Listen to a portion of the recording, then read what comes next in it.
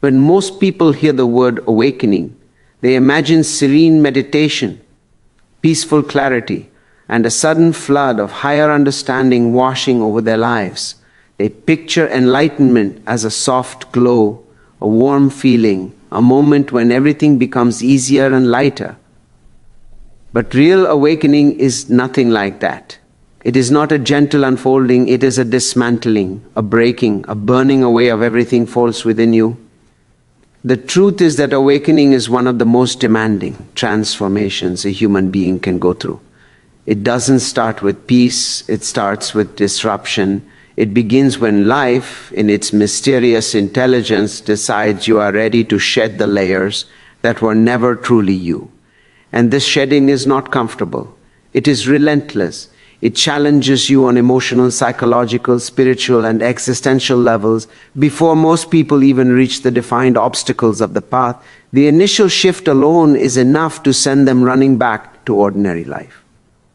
Because the first sign of awakening is the collapse of the world you once trusted. Things you believed were stable begin to wobble. Things you depended on start to fade.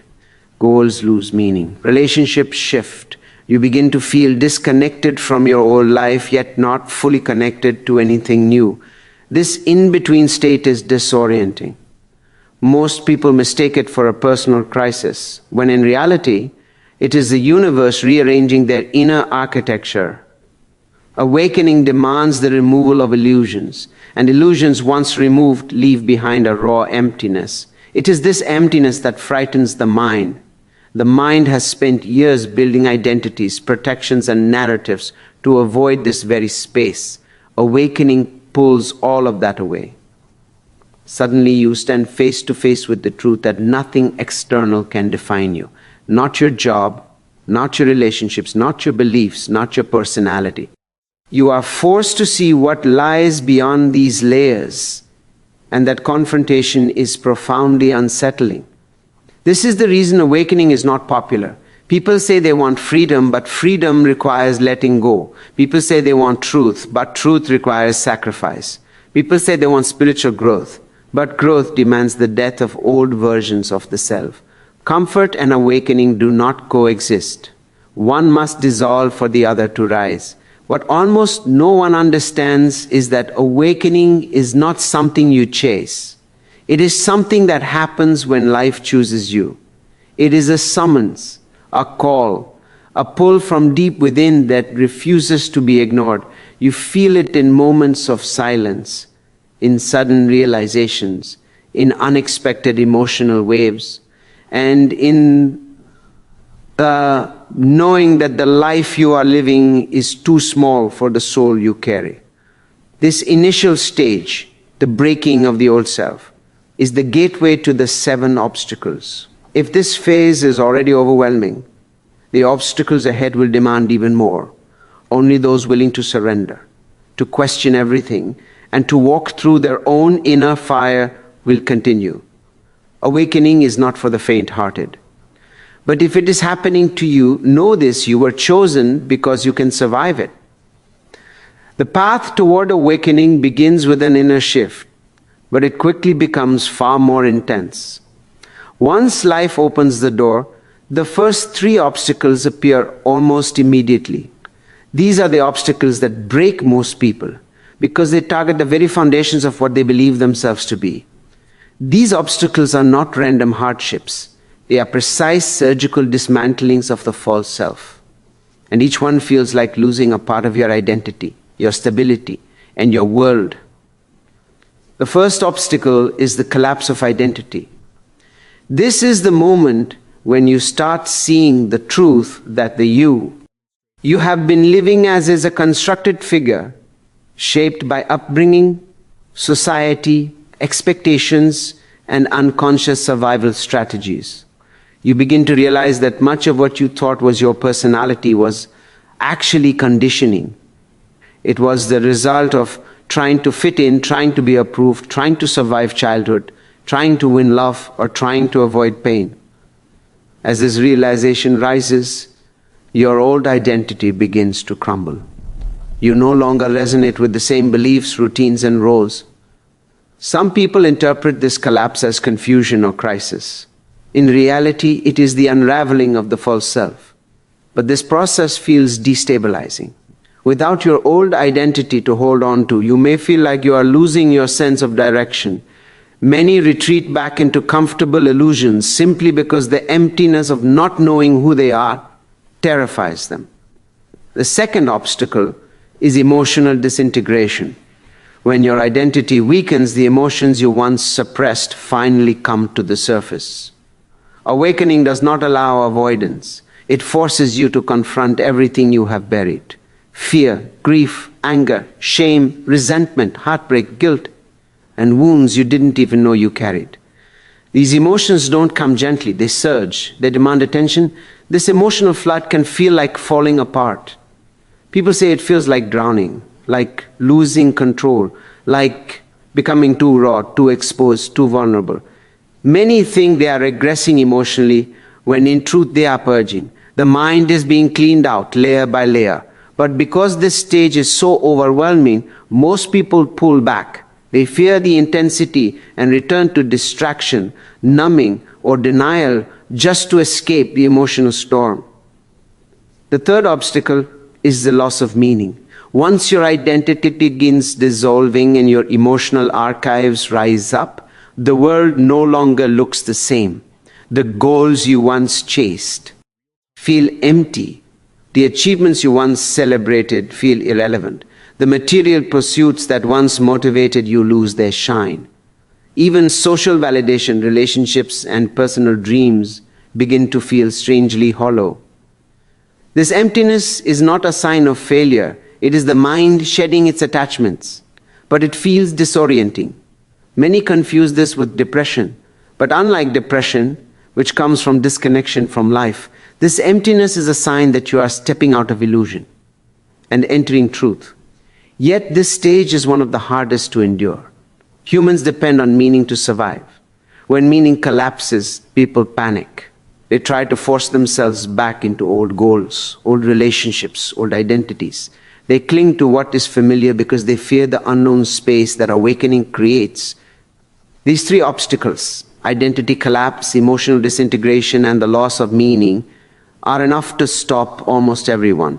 But for the few who endure, the deeper stages of awakening begin. Once a person survives the first three stages, identity collapse, emotional disintegration, and the loss of meaning, they enter a much deeper, more dangerous territory.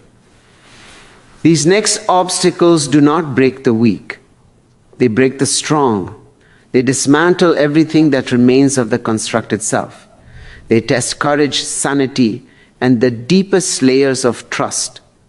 Most people who make it this far turn back here, not because they are weak, but because the process feels like stepping into psychological and spiritual death. The fourth obstacle is the confrontation with the shadow. At this stage, awakening turns inward with a brutal honesty. You are no longer dealing with surface emotions or memories. You are facing the dark, unprocessed, unconscious parts of yourself. This includes hidden desires, suppressed fears, buried traumas, unacknowledged flaws, and every part of you that you judged, ed or rejected. The shadow is not evil, it is simply unexplored truth. But meeting it feels terrifying. You begin to see the parts of yourself you never wanted to admit existed. You see your manipulations, your attachments, your insecurities, your compulsions, your cravings for validation, your hidden ego. Many cannot handle this level of self-awareness. They prefer to believe they are good rather than acknowledge their full humanity. The shadow is a mirror that exposes everything, and most people look away long before integration can begin. The fifth obstacle is spiritual loneliness. As your consciousness expands, you begin to sense that very few people truly understand what you're going through. You no longer fit in with the world you came from. Conversations feel superficial. Relationships that once felt deep now feel shallow. Social roles feel artificial. Even the people you love may not be able to meet you where you now stand. This loneliness is not ordinary loneliness. It is existential. It is the feeling of standing between two worlds, the world you've outgrown and the world you have not yet entered. Some call it the void, others call it the dark night. It is the silent, vast emptiness where your old identity has died, but your new self has not yet emerged. Many people panic at this stage and run back to their old lives just to feel a sense of belonging again. But those who endure discover that true connection returns later, this time on a deeper, more authentic level. The sixth obstacle is the collapse of control. Up until now, even in awakening, the mind tries to maintain some form of control. It tries to manage the process, predict the outcome, stay stable, stay comfortable, remain safe. But awakening destroys the illusion of control. Life begins to unfold in ways you cannot predict. Your ego no longer gets to choose the path. The process chooses for you. You begin to realize that surrender is not a spiritual idea. It is a survival requirement. This realization terrifies most people. Humans cling to control for security. When control collapses, fear intensifies. You feel like you are stepping into the unknown with no map, no guarantee, no safety net. This is the stage where many retreat, choosing the familiarity of the ego over the uncertainty of truth. These three obstacles, shadow confrontation, spiritual loneliness, and loss of control, break even the strongest people who reach this point. But for the few who continue, the final obstacle appears, the one that almost no one survives. The seventh and final obstacle is the one that nearly everyone turns away from. It is the most misunderstood, the most frightening, and the most transformative stage of awakening. All the previous challenges, identity death, emotional collapse, loss of meaning, shadow confrontation, spiritual loneliness, and loss of control, prepare you for this moment. They strip you, empty you, unravel you, and reduce you until nothing false remains. And then, when you are at your most vulnerable, awakening demands the ultimate sacrifice, the surrender of the self. This final obstacle is ego death, not as a metaphor, not as a poetic idea, but as a lived, visceral experience. It is the moment when the illusion of you dissolves. The personality you spent your entire life constructing begins to fall apart. Every belief you held about who you are, what you want, what you fear, and what you must protect becomes weightless. The story you have been telling yourself for decades starts to crumble.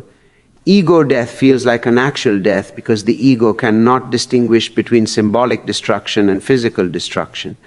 To the ego, surrender is annihilation.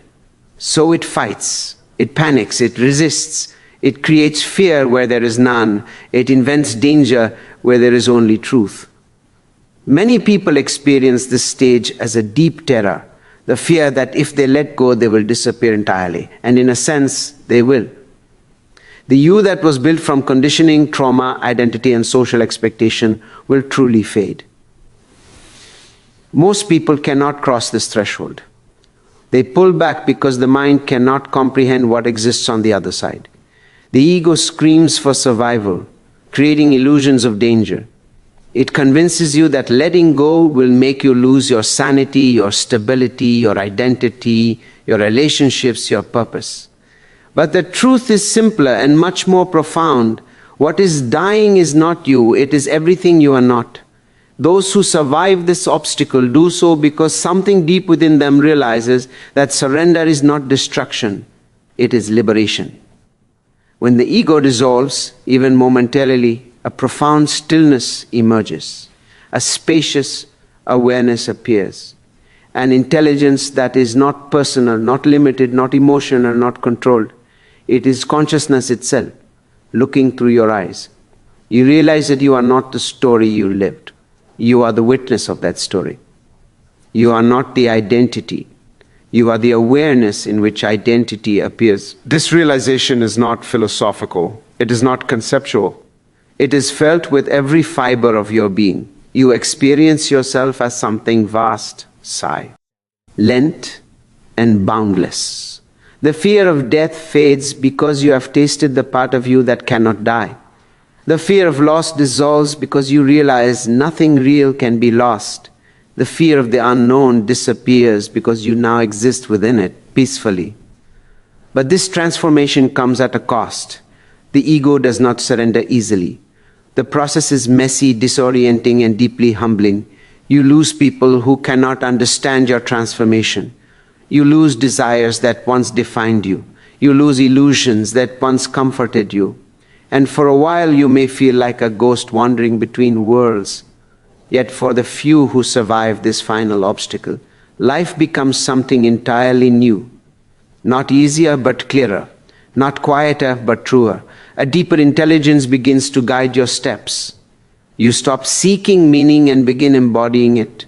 You stop chasing purpose and begin living it. You stop trying to awaken because awakening is no longer an event, it is your natural state. This is why almost no one survives all 7 obstacles. Awakening is not a path for the faint-hearted. It requires the courage to die before you die. But those who do awaken discover a life that is infinitely more real than the one they left behind.